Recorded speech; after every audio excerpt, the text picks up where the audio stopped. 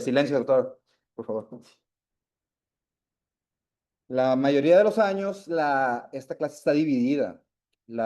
Pues, una clase, adhesión de la retina, porque pues tiene un poco de ciencia, y ya lo demás se enfoca más a lo que es el tratamiento, la cirugía, ¿no? Entonces, vamos a tratar de que sea un poco dinámica, que no sea tan aburrida, ¿va? Me gustaría hablar un poco sobre el efecto Dunning-Kruger, que pues a muchos, y me incluyo, nos ha pasado de a que hablamos de temas y lo creemos saber todo, pues hasta que por lo menos tenemos la decencia de indagar un poco, y es ahí cuando nos damos cuenta pues que son temas larguísimos y que pues casi no entendemos.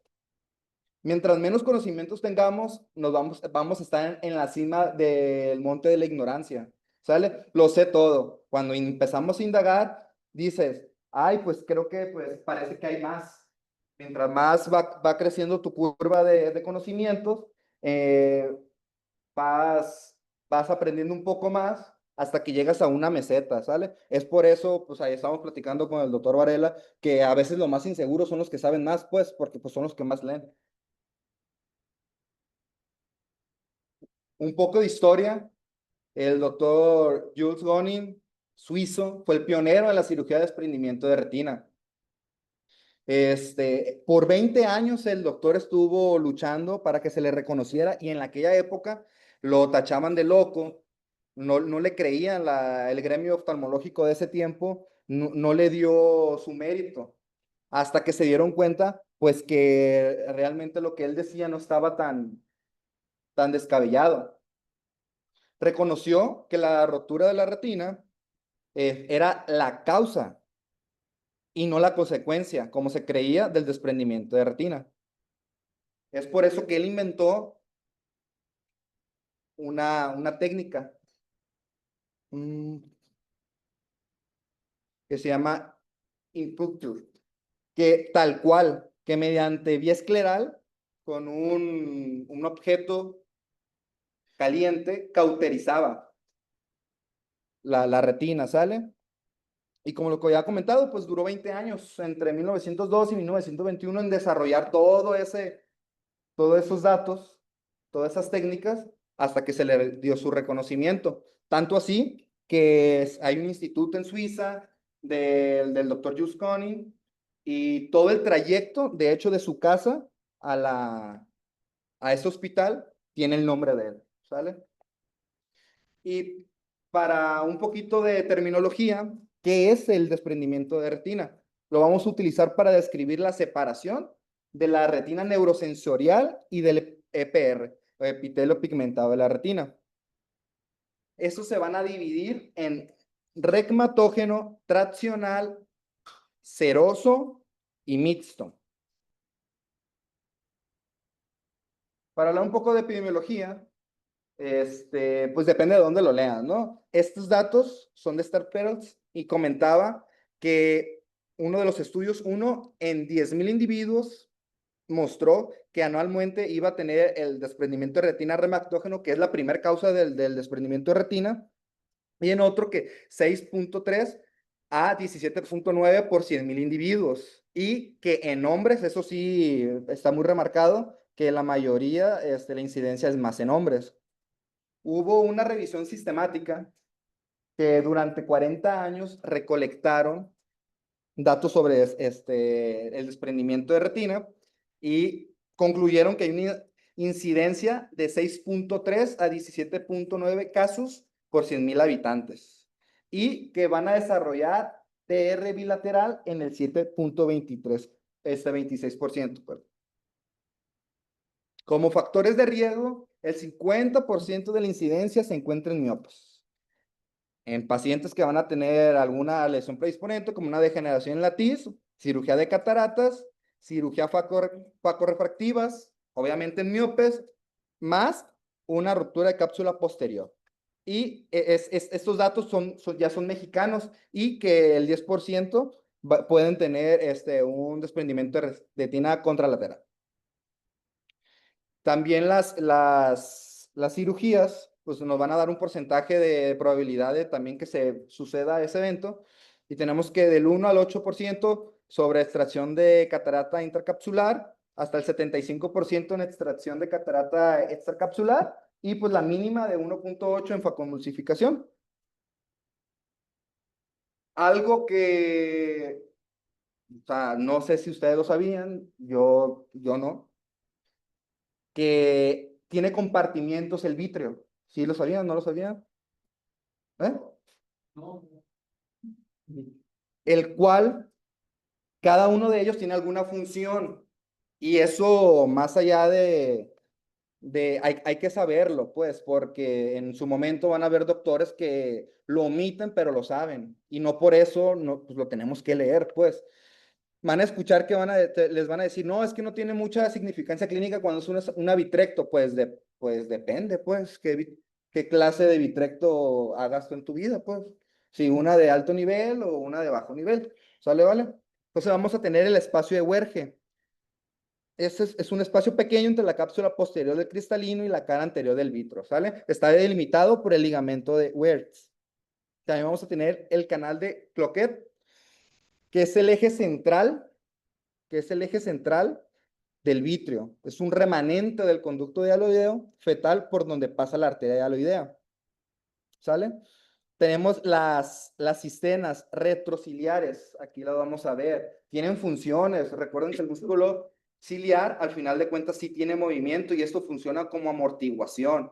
En lo que comprende las cisternas ecuatoriales también, porque esto le brinda un poco de movilidad al ojo. Por eso es que más allá de que el vitro pues da el tono, las cisternas ecuatoriales hacen que se aplasten y vuelva a regenerarse a su, a su tamaño real.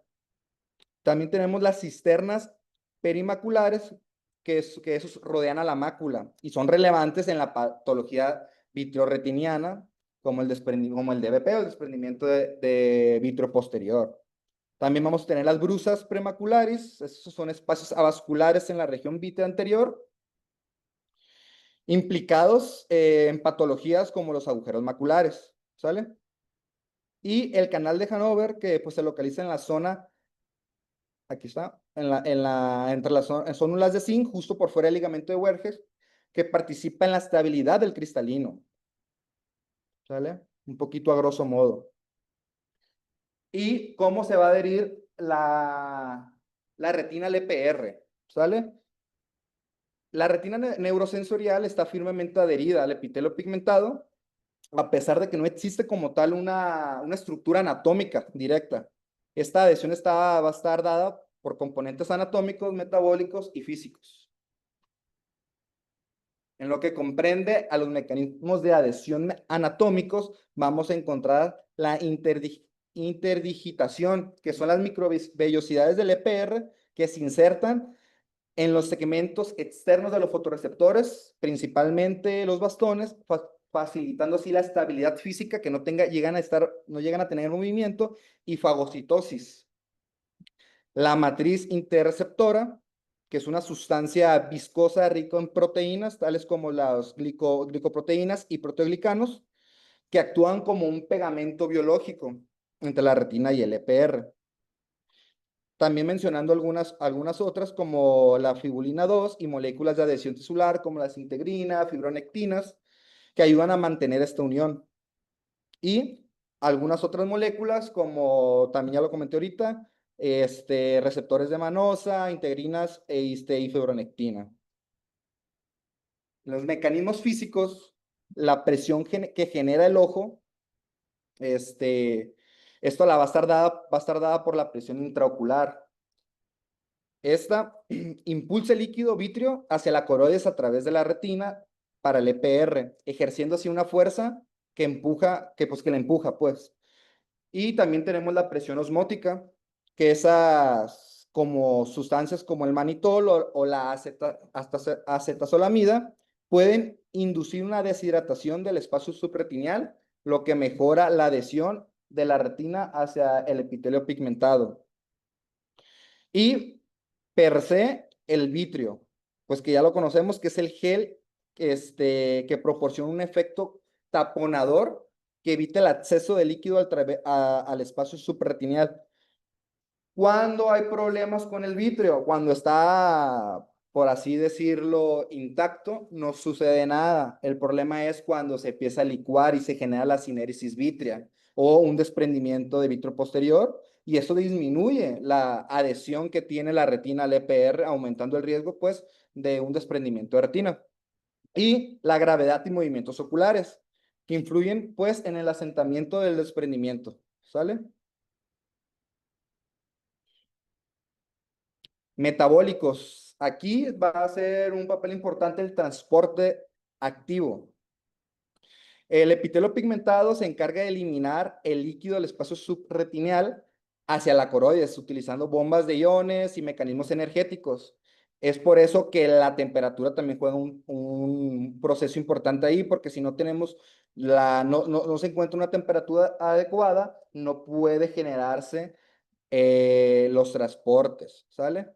Las células del epitelio van a expresar bombas sodio y potasio ATPasa con transportadores del cloro y canales de calcio, perdón, y canales de potasio, acuarinas, los cuales crean un gradiente de concentración que van a permitir reabsorber el líquido supraretineal de la retina hacia la coroides, así evitando su acumulación. ¿Sale? Esta va a alcanzar 0.1 microlitros hora metros cuadrados, lo que permite reabsorber al día 3.5 mililitros, evitando así, pues, que se genere un desprendimiento de retina seroso, ¿va? La mayoría de los oftalmólogos que utilizan fármacos para ello, porque aumenta hasta el 50%, es el manitol, el 35% es la acetazolamida, que son los que más se prefieren, ¿sale? Y la dependencia del calcio y el pH.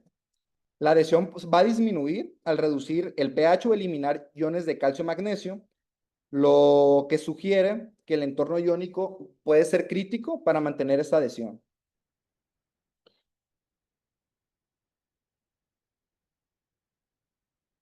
¿Por qué no cambia? Se van a encontrar lesiones predisponentes. Aquí está una tablita que comenta algunas de las que más nos toca ver, que son como la baba de caracol o la latiz, ¿va? El 7% de la población mayor de 40 años van a presentar rupturas asintomáticas, en el cual de 8% de la población tiene degeneraciones en latiz, y el 30% de todos los DRs, reumatógeno, se van a relacionar a la misma.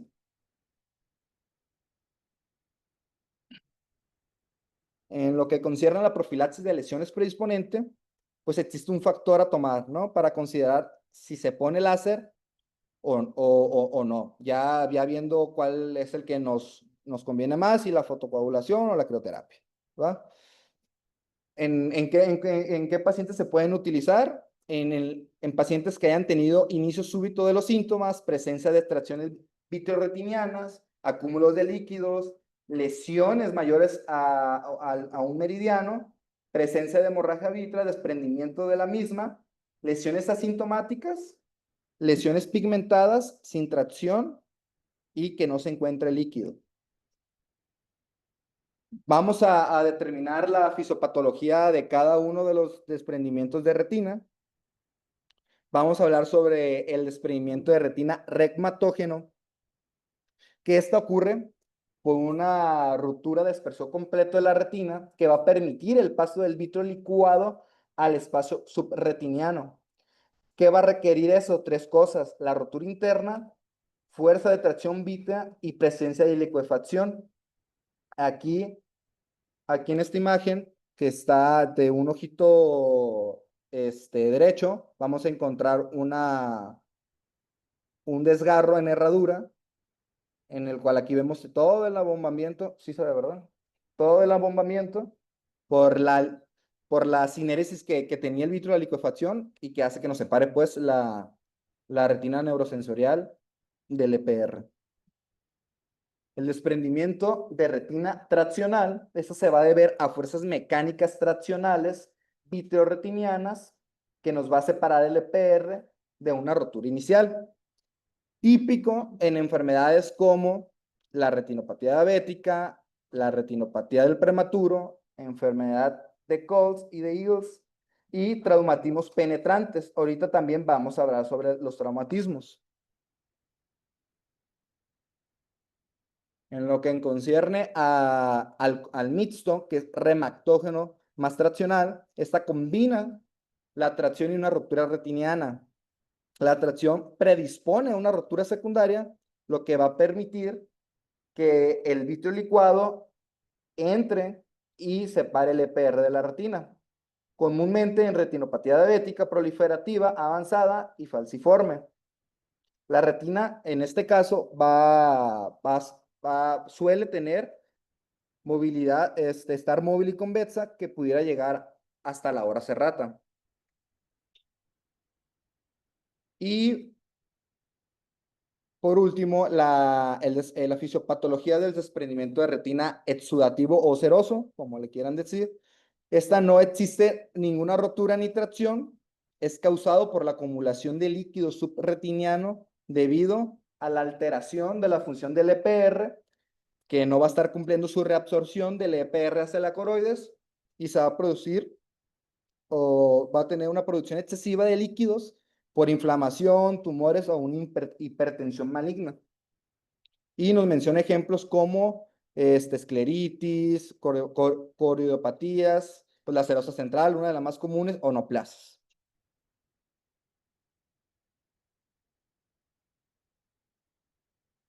Y también tenemos el desprendimiento de retina hemorrágico, que pues ese suele ser el resultado de la acumulación en sangre, acumulación de sangre subretiniana que separa igual la retina del EPR, causado puede ser por traumas, neovascularización y anticoagulantes sistémicos. Y pues hay que recordar que la sangre es tóxica para la retina y esto va a agravar aún más así los daños. También existe otros mecanismos patológicos involucrados, que es la sineresis vítrea, que nos va a coadyuvar a que se genere un desprendimiento de retina, un desprendimiento de vitro posterior, tracción por membranas, ya sean epiretinianas o subretinianas, y el fracaso del EPR, ¿sale? Aquí vamos a hablar un poco sobre el desprendimiento de vitro posterior, que la mayoría de los desprendimientos de retina reumatógenos son precedidos a un DVP.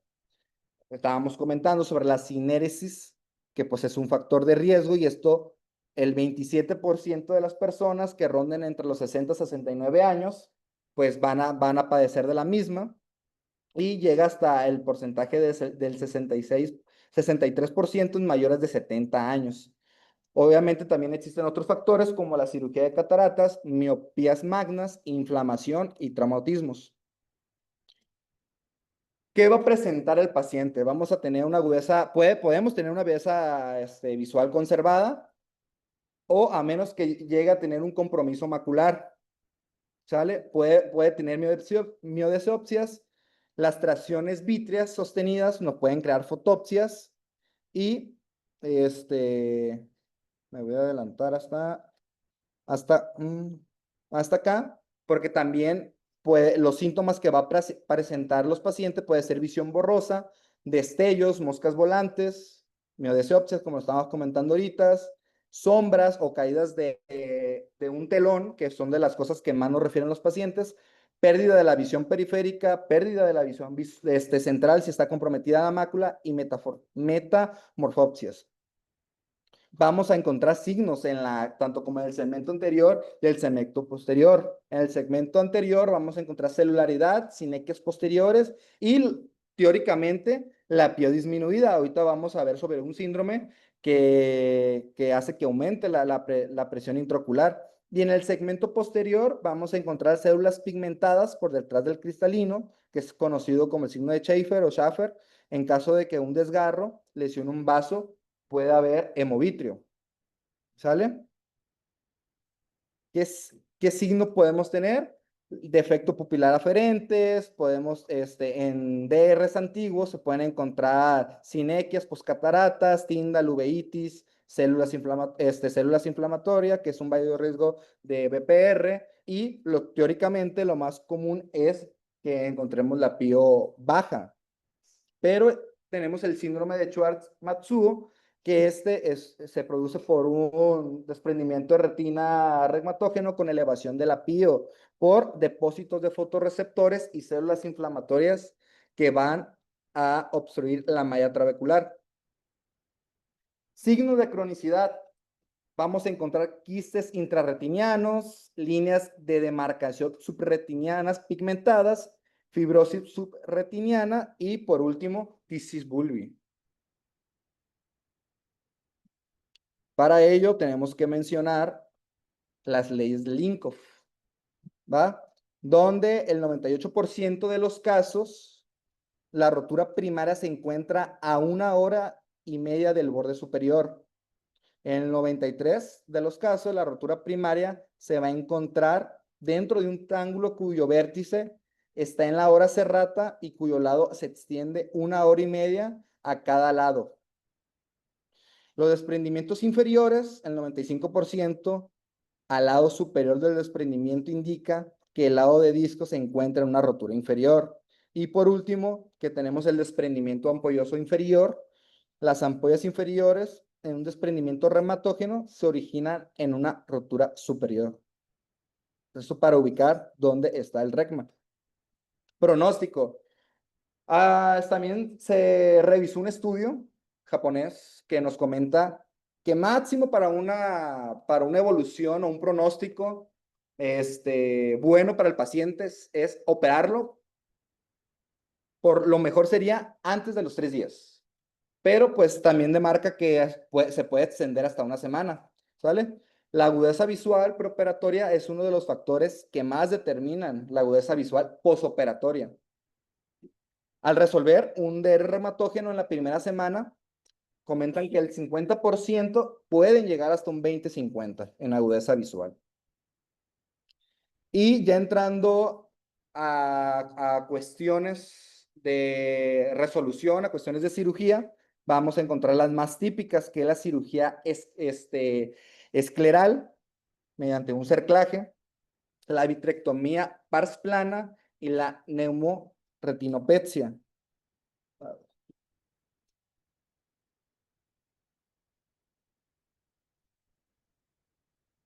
Ahí sí me gustaría que en su momento la doctora Nina nos ayude. Esas son las personas que operan aquí en el instituto, pero vamos a hablar sobre un poco del cerclaje escleral, que se considera la técnica de referencia de desprendimiento en retina reumatógeno en pacientes fágicos. Aquí vamos a tener una tasa de reaplicación de la retina primaria del 75 hasta el 91% y al final demarca que entre el 88 y 97%.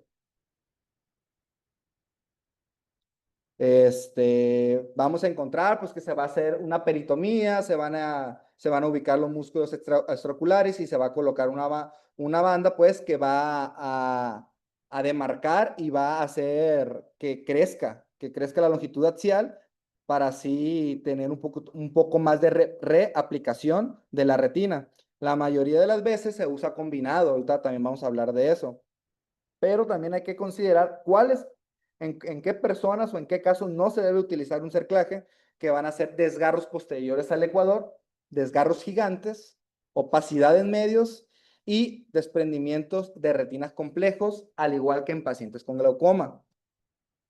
En lo que hemos comentado de la retinopexia neumática, van a ser pacientes muy específicos, van a ser pacientes que tengan un desgarre de la retina superior, que tengan un regma o los demás regma que lleguen a tener, que sean en la misma zona horaria, ya que se va a utilizar mediante gas la aplicación de la misma. Para ello también van a existir varios tipos de gases, como el hexafluoruro de azufre, que al 100% se expande 2 veces su volumen en 36 horas, al 18%, el 18% pues no se llega a expandir y dura de 10 a 14 días, ¿sale? Y es menos cataratogénico. Y el perfluororenato, que el 100% se expande hasta 3 veces su volumen, al 16% llega a no ser expandible y dura en el ojo de 30 a 35 días.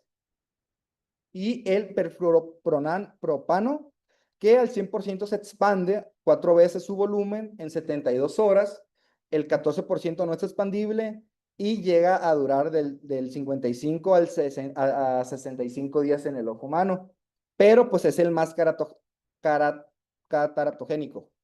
Y por último el aire, pues que este no se expande, se reabsorbe casi inmediato y dura solamente 3 días. Y por último, vamos a hablar sobre la vitrectomía pars plana, pues que esta ha ganado popularidad sobre el cercaje en los últimos años, ya que pues se utiliza en desprendimiento de retinas pseudofágicos primarios y pues que tiene una tasa de replicación primaria de hasta el 100%.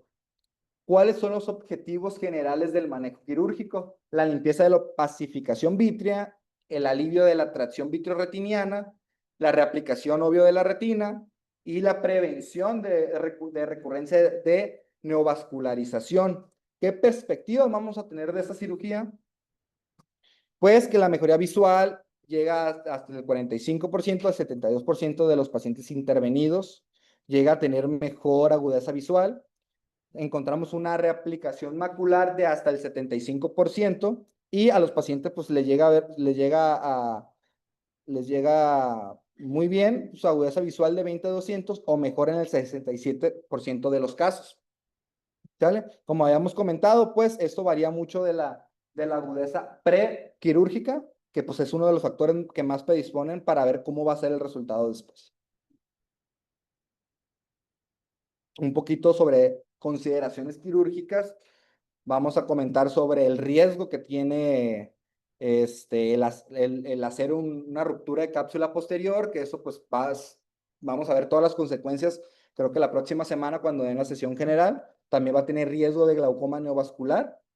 Y dicen que hay controversias. Aquí la escuela del doctor es hacer faco más vitrectomía. ¿Por qué? ¿Mande? Sí, ajá, más endolace. Y pues colocación de ya sea de silicón o ya sea de gas, ¿sale? De hecho, no me tocó ver un paciente que pues el doctor aquí utilizan mucho el C3F8. Ahorita la doctora Nina nos puede comentar un poquito más sobre todo eso. Y pues concluimos que el desprendimiento de retina pues es el resultado de diversas condiciones pues que van a comprometer la unión entre la retina neurosensorial y el EPR. Y pues ya vimos cómo lo podemos dividir para condiciones prácticas, general, con tracción o sin tracción. Y también pues que el mecanismo del desprendimiento de retina por tracción es tal cual la tracción vitreoretiniana que pues que ejerce mecánicamente de la retina neurosensorial al EPR. Y por último, los mecanismos del desprendimiento del retina exudativo o hemorrágico implican pues que se acumule líquido excesivo entre la retina neurosensorial, ya sea por una neoplasia, sangre, etcétera, inflamación, por también la disfunción del EPR, pues que no logra reabsorber como realmente se debe de hacer hacia la correas. ¿Sale? Pues de mi parte sería todo.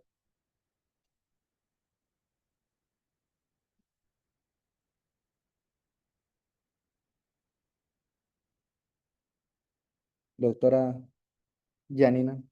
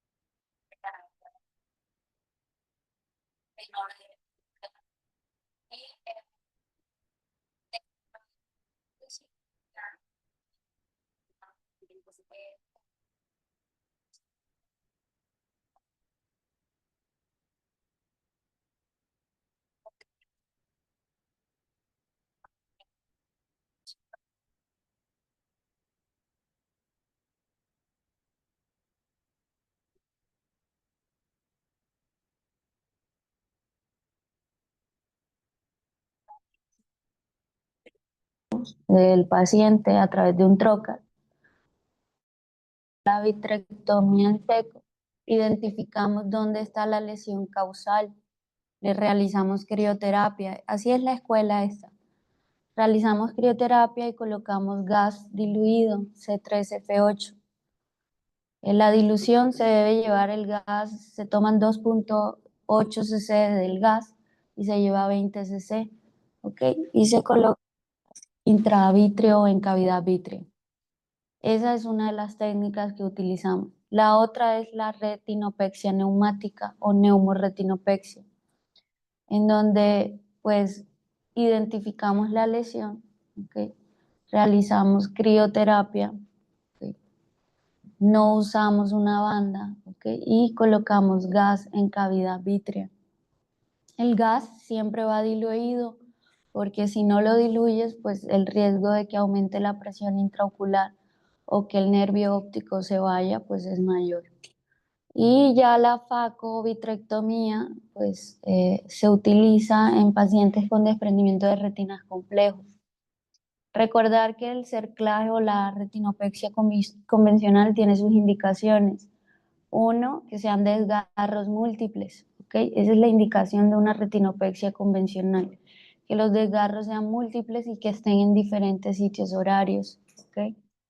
En la retinopexia neumática el desgarro debe ser único o deben de estar ubicados solamente en una hora o en un uso horario, ¿ok? Y la facovitrecto realmente pues la usas en pacientes que tienen desgarros complejos o desgarros gigantes, ¿okay? Que no es posible reaplicar la retina a través de las técnicas anteriores, o en pacientes diabéticos realmente que tienen un mal control metabólico. Dentro de los gases, el DOC no usa el SF6, pero en muchas escuelas se utiliza el SF6 porque el tiempo de duración del SF6 es menor, más corto, ¿ok?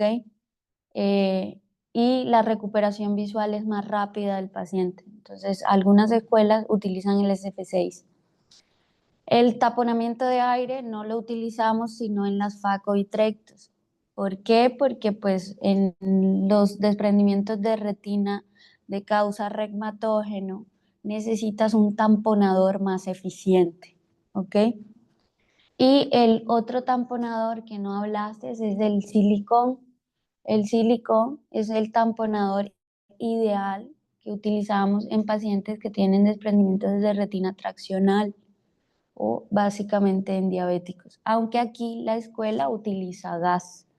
El riesgo de usar gas en el desprendimiento de retina traccional diabético es que si tú no tienes un adecuado control metabólico del paciente, si tú no le haces un buen endoláser, van a aparecer de nuevo proliferaciones fibrovasculares sobre la retina que van a generar nuevamente un REDER.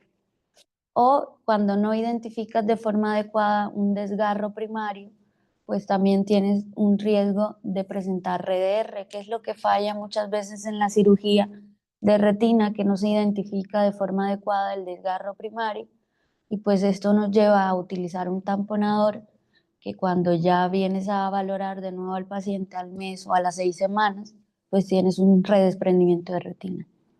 Eso. Esta escuela, pues realmente muchas de las cirugías las hacemos los fellows. Esto también aumenta el riesgo de fallo de la reparación inicial, porque pues son manos no expertas. Aunque intentemos hacer las cosas de la mejor forma para el paciente, pues no tenemos ciertas habilidades o no estamos familiarizados muchas veces con ciertas situaciones que nos llevan a un fallo de la cirugía de retina. También es importante saber, ¿no?, que aquí muchos pacientes que se llevan a reparación primaria de un desprendimiento de retina traccional son pacientes diabéticos no controlados, con hemoglobina glicosilada fuera de rango. Esto aumenta también el fallo de la reparación primaria del desprendimiento de retina traccional. Es importante que lo sepan, que la hemoglobina glicosilada del paciente diabético tiene que estar en niveles óptimos, Por eso muchos pacientes diabéticos en lugares fuera de México que tienen hemoglobinas glicosiladas por encima de 7 no se operan hasta optimizar sus niveles de glicosilada. ¿Okay? Entonces, son factores, riesgos que ustedes deben de sopesar en su práctica privada si van a hacer, pues, como subespecialidad retina. Tu clase estuvo muy buena, lo que pude, pues, observar. No tengo ninguna acotación diferente, solamente les sugiero que deben de estudiar mucho, porque el examen de retina lo vamos a hacer los fellows con el doctor Carvajal. ¿Okay? Entonces, si quieren aprobar la nota, recuerden que deben de estudiar. ¿Okay? ¿Cuál es la diferencia entre los silicones? Normalmente el silicón que usamos es el silicón pesado, no usamos silicón de 1000, el silicón que usamos el de 5, exacto.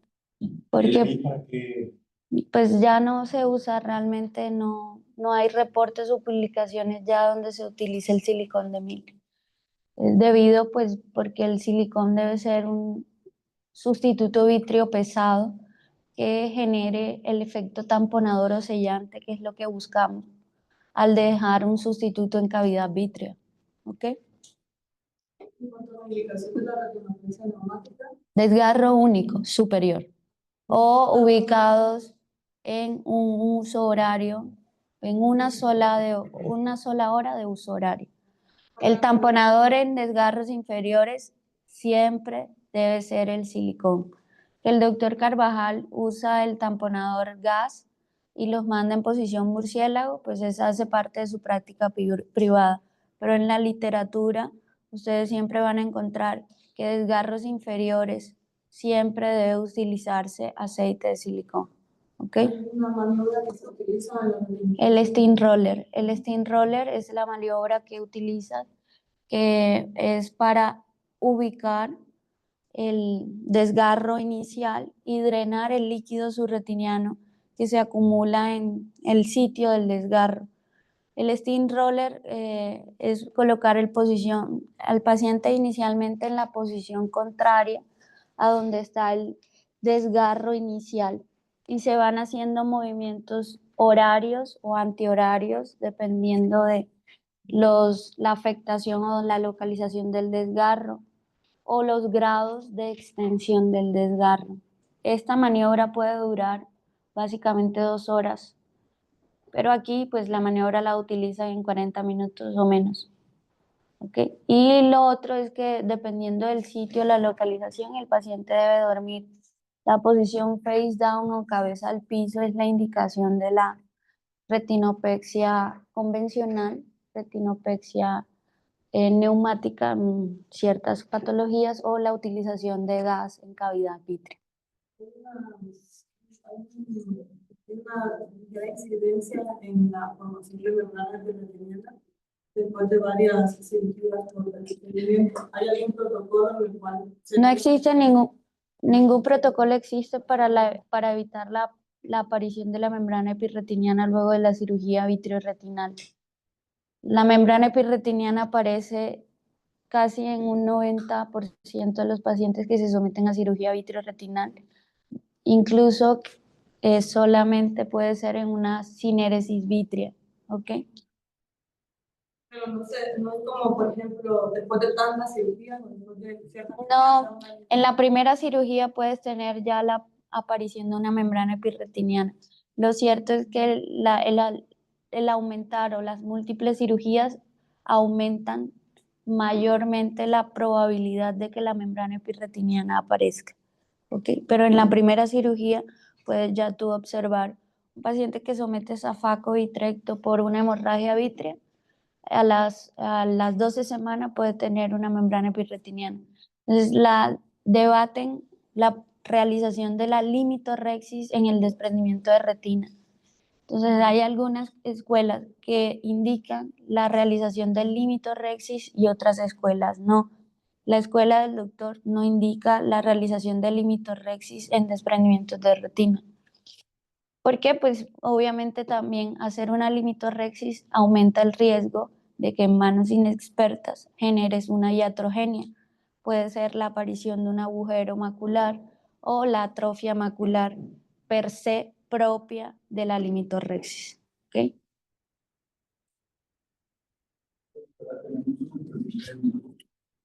Dígame y lo... Sí. ¿Sí? Ok, Javi, tu pregunta.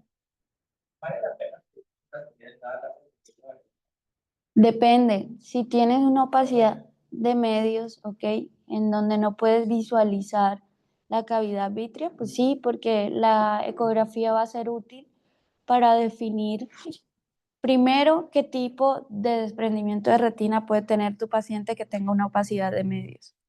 Si es un desprendimiento de retina traccional o la evidencia de algún desgarro que te genere un desprendimiento de retina regmatógeno. ¿Okay? La presencia de pliegues subretinianos o quistes en la ecografía pues te va a dar un marcador de que el pronóstico visual del paciente no va a ser bueno, no va a ser adecuado. Sí, sigue siendo un método diagnóstico útil, pero recordar que lo primordial es evaluar el fondo de ojo, porque pues allí tú vas a identificar si existe o no una lesión causal y el tipo de desprendimiento de retina que puedes tener. Ya si observas un paciente cinequiado 360 con una catarata intumescente, ¿ok? Que no ve, que está PL, que le haces el eco y te muestra un desprendimiento de retina, pues el pronóstico visual de ese paciente no va a ser bueno por el tiempo de evolución. El tiempo de evolución sí es un factor primordial en los desprendimientos de retina, porque sabemos que la retina es un tejido neurosensorial que se nutre de la coroides y al separarse las capas superficiales, pues genera que la celularidad o que la estructura o la arquitectura retinal vaya perdiendo su funcionalidad. Entonces, esto es importante saberlo porque muchas veces prometemos el éxito quirúrgico también en algunos pacientes, no sabiendo pues que inicialmente no nos va a ir bien, que a muchos pacientes que tienen un desprendimiento de retina hay que hacerle una condición que se conoce que es la retinectomía, que es cortar la retina para intentar la reaplicación de ella. O en algunos casos también tenemos que hacer una retinotomía, que es hacer un agujero en la retina para drenar el líquido subretiniano. Y esto también aumenta el riesgo de hacer proliferación vitreoretiniana, lo que también nos va a generar un fallo en la cirugía de retina. ¿Okay? Doctora, para conocer, ¿qué opina sobre la mayor incidencia del DR en miopes de -2 respecto a los que tienen miopía mayor? Pues mira, se sabe que los pacientes o el mayor riesgo de desprendimiento de retina en pacientes miopes está entre las -2 dioptrías hasta las -6. Algunos hablan que puede estar entre -2 y -4. Los miopes magnos mayores de 8 dioptrías pues no tienen tanto riesgo de hacer desprendimiento de retina regmatógeno. No se sabe en sí cuál es la causa, ¿ok? O cuál es el motivo por el cual los miopes digamos, en refracción media, ¿ok? Puedan tener una mayor incidencia. Se habla de que pacientes jóvenes tienen una mayor incidencia de hacer desprendimiento de retina regmatógena por su vitrio o por las adherencias vitreoretinianas, ¿ok? Pero que tengan una longitud axial mayor de, si no estoy mal, 27-28 o longitudes axiales muy altas. También hace que las adherencias vitreoretinianas sean más fuertes, ¿okay? Comparando con longitudes axiales no tan altas. ¿Okay? Y esto pues sabemos que la causa del desprendimiento de retina regmatógenos, la mayoría de los casos son las adhesiones vitreoretinianas o el vitrio anómalo. ¿Sí? Eso es lo que yo podría decirles, pero la causa o el motivo por qué los miopes de -2 o -4 tienen un mayor riesgo de desprendimiento de retina regmatógeno, puede estar asociado básicamente a que pueden tener unas adhesiones vitreoretinianas mucho más fuertes que los miopes altos, ¿ok? O un vitrio menos cinerético que los miopes tan altos. Y esto pues genera que estas adhesiones, como son tan fuertes, cualquier tipo de esfuerzo, actividad, ¿ok? Se genere el desprendimiento o el desgarro, la lesión causal y lleve a la complicación como tal. Sí, Carol. En el caso de los desprendimientos de retina inferiores de pacientes miopes, se utiliza normalmente banda, pero eso incrementa el riesgo, la banda incrementa el riesgo de la repente. ¿Qué opinas de la combinación de banda con silicón para evitar el riesgo de la repente? Es que, como les explicaba, ¿no? Normalmente los desprendimientos de retina inferiores, ¿ok? Si hay lesiones múltiples o una lesión un desgarro gigante, ¿ok? Ese paciente debe llevar banda, ¿ok? El desgarro único inferior pseudofáquico. Hay una condición que también es importante en saber que vas a ser paciente fáquico o pseudofáquico. El pseudofáquico que presenta un desprendimiento de retina regmatógeno debe llevar siempre banda, ¿ok? Paciente pseudofáquico. Mientras que el fáquico que presenta un desprendimiento de retina regmatógeno no tiene que llevar banda, ¿ok? Si los desprendimientos de retina son inferiores, puedes asociar la banda, sí, pero cuando hay la presencia de más de 2 desgarros, ¿ok? En un desgarro único, la reaplicación primaria con la vitrectomía, el endoláser y el silicón te va a ir bien. No es necesario usar banda cuando tengas un desgarro único inferior, ¿ok? Eso. De ¿En qué nada. momento valoramos la utilización de este plan? Del cerclaje, bueno, realmente exoplante, ok. Del exoplante, el exoplante tiene sus indicaciones. Cuando no logres evidenciar un desgarro primario, ¿ok? Que necesites una mayor indentación en la área que tú crees que puede tener el desgarro o que tenga el desgarro, debes de colocar un exoplante, porque la idea del exoplante es generar una mayor indentación, ¿ok? Para generar la reaplicación de la retina. Entonces, el exoplante está indicado en desgarros bien posteriores, ¿ok? A los cuales muchas veces no es posible llegar con el endoláser o con la crioterapia. Desgarros que están por fuera de la hora serrata, ¿ok? O en desgarros también gigantes. A esos desgarros gigantes también es necesario muchas veces colocarle un exoplante para hacer una mejor indentación. ¿Ok? Un paciente que Pero recordar que al colocar el exoplante, pues aumenta el riesgo de hacer un síndrome que es el síndrome isquémico del segmento anterior, ¿ok? Porque ya de por sí tienes la indentación generada por la banda, más el chipotle que le colocas secundario al exoplante. ¿Ok? síndrome ya retiramos solo el exo o Hay que retirar banda y exoplante. ¿Alguna otra pregunta? Señor.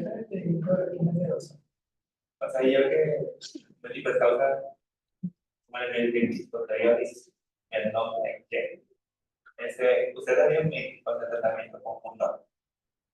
¿Conjunto a qué te refieres con tratamiento? Tratamiento para el meningitis posterior. Normalmente los pacientes que tengan algún componente autoinmune, que son las mayores causas de desprendimiento de retina serosa, deben de iniciársele su tratamiento ya sea biológico, inmunosupresor, esteroideo, ¿ok? Y el manejo del paciente que tiene desprendimiento de retina seroso es multidisciplinario, ¿ok? Identificar primero la causa es lo más importante, porque esto va a garantizar que le des el manejo adecuado y que se resuelva el desprendimiento de retina seroso o exudativo, porque el desprendimiento de retina seroso, como bien lo explicó aquí nuestro compañero, se presenta pues una exudación, por así decirlo, en las capas de la retina o el acúmulo de líquido subretiniano, ¿ok? Que va a estar asociado a múltiples patologías. El lupus puede darte un desprendimiento de retina seroso, el Voigt-Koyanagi-Arada, la artritis puede llevarte, la espondilitis anquilosante, ¿ok? Son muchas causas las que pueden generar aquí un desprendimiento de retina seroso. Pero lo importante del desprendimiento de retina seroso sí o sí es identificar la causa, porque esto va a hacer que tú le indiques el tratamiento oportuno al paciente. Recordar que dentro de la terapia biológica que tienes para el manejo del paciente que tenga un desprendimiento de retina seroso, tipo Voigt-Koyanagi-Arada, por ejemplo, que es una patología frecuente, pues tienes el inicio de los esteroides vía oral, ¿ok? Algunos pacientes son sometidos ya a terapias biológicas como el infliximab, el rituximab o el afliximab, que son indicaciones básicamente por el departamento de reumatología. Nosotros como especialistas en oftalmología no podemos indicar inicio de terapia biológica, a no de ser de que sea algún especialista en oncología ocular.